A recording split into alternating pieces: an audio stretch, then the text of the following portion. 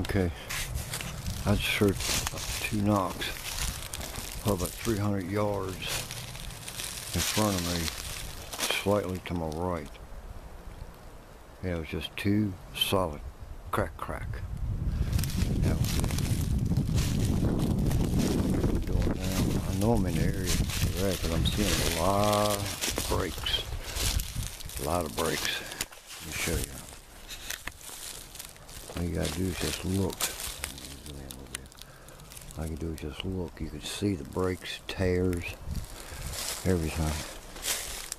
I'm just taking my time.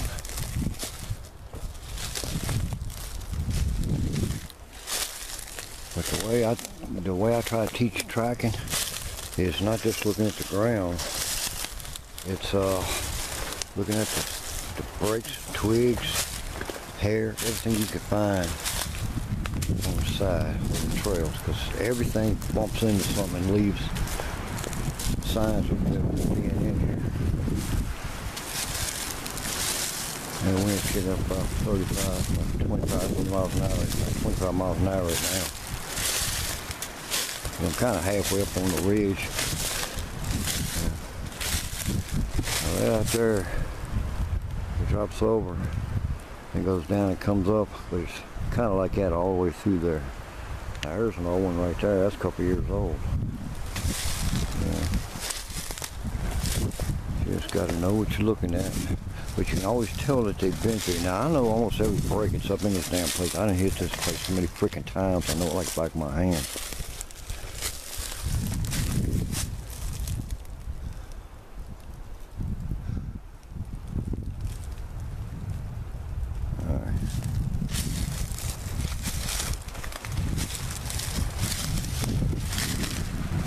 I'm starting to get into some thick stuff here, so I gotta be extra cautious, but I'll be back. I just heard another tree knock, and it was a deep, like it hit a big hollow tree, almost like a quarter mile over that way.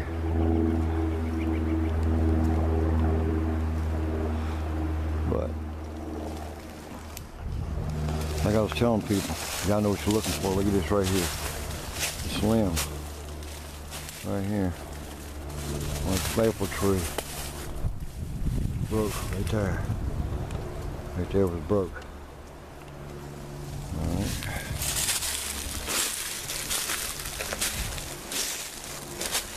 I'm kind of semi-in, semi-out of the thickets. So the thing about it is, I know they're in here because I'm hearing knocks. And when some weather gets here like it is today, it's going to be getting twice as thick as far as the leaves and everything goes. And that's the best time to be in here because they're all over the place. They come around my camp. They whoop all the time. There are some mornings. Over here this way. A good example. Tree right here has been dead, has been laying here for a while. And look at this one here. This is bowed over. That's bowed over. This is tied underneath of it. This is bowed over. Put underneath it. But here's the fun part. This is interesting. This is what I like. Okay. You got that. Right here, that fork. Now look at this. You got that right there. That tree's been pulled over. That's been bowed over. That's been tied up through there. That's through there. Right through here like that. That's going through here. You got 1, 2 bends. Let's see what we find. But see, these ain't saying that, oh, they just made them. They just made it. No, they didn't. These are signs. I'm just showing you signs that they've been here, that they're in here. Still in here, actually. You know, people tell me, like I got one guy who calls me a no-hoaxer. Well, bottom line is, he calls me a hoaxer. I've never seen anything. I bought a couple of people of his. We went to Elkhorn one night, me and my brother. I heard 4 screams, Bigfoot screams, from a young one, a young male probably. And it was almost dark. Well, I told that girl, a little short, she calls herself a Viking. Anyway, I told her, I said, that's a Squatch. Well, they come up, it was a hunter, it was people this. I said, look, there's no one on the road. Not this time of evening, nothing. 4 times I sucker her one. And on the 4th one, she said, I forgot to turn my recorder on. I said, why? She said, that was a Squatch. I said, didn't I tell you it was? She didn't. She ignored me. All right. That night, her son got burned, more or less terms. He just went from being a cocky, mouthy little bastard, and all of a sudden, boom, he just clammed up and said, what's wrong? He said, up on the hill, and I looked up on the hill, and I seen 2 red eyes, probably about a foot apart. Big eyes. I said, okay. 20 minutes later, we were standing there, and I was on this little pier. This is up there where I showed Daniel where the Squatches are. And I had a rock thrown. Well, me and my brother was standing there, and the other boy, and they could have said it was frogs. Well, particularly that time of year, there's no frogs there. They're still in hibernation, or they was going into hibernation. And I looked up on the hill. I felt the same way. All right.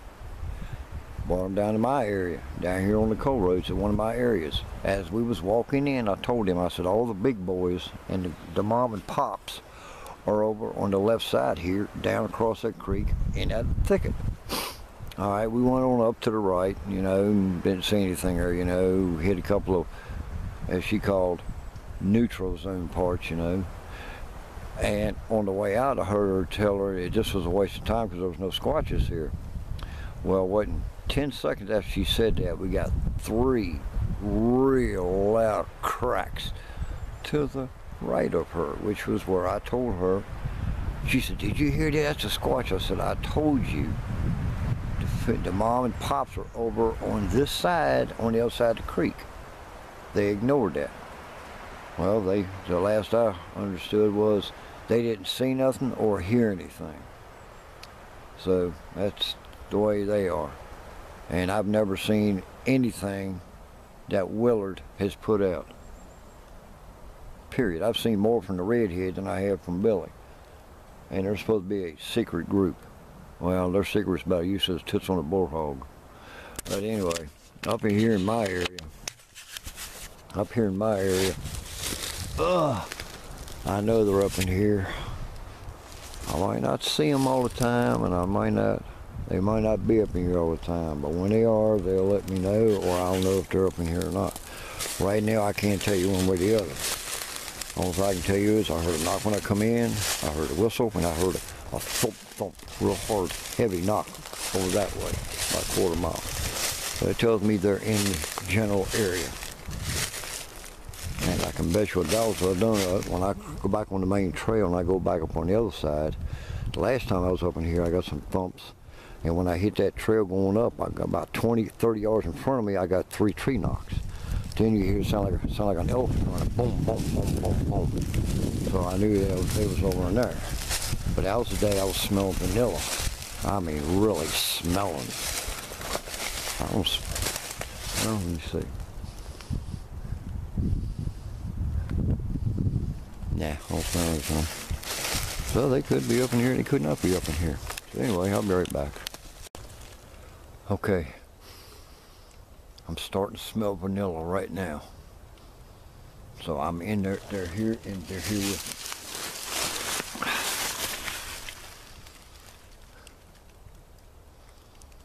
Alright, the wind's coming up the hill. So that means they're right down below me. They're within. Alright, they're moving on.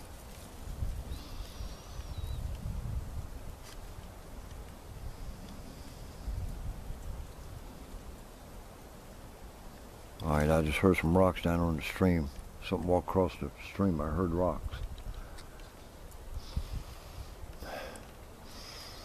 So they're within 300 yards of me somewhere in front of me, between there and over there. So they're here. They're in front of me. And I can bet you a dog's doing it. If they don't stay on this side here in front of me, they're going to go across the creek and they're going over to the other area. But I'm going to stay on the side of this ridge right here. I might go up that way. Whichever way the vanilla smell's going, I'm following it. Right now, it was strongest was right in front of me about 2 minutes ago.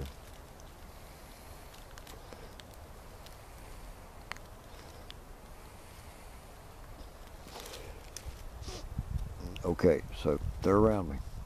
When I smell that vanilla, like it smells just like you're in the kitchen cooking vanilla cookies.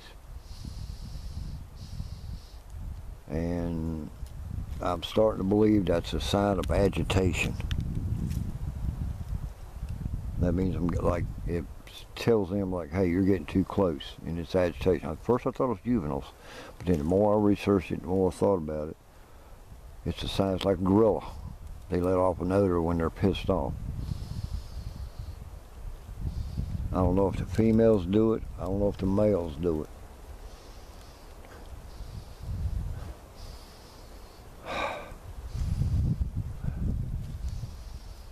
Well, give me about a minute and I'll go check it out.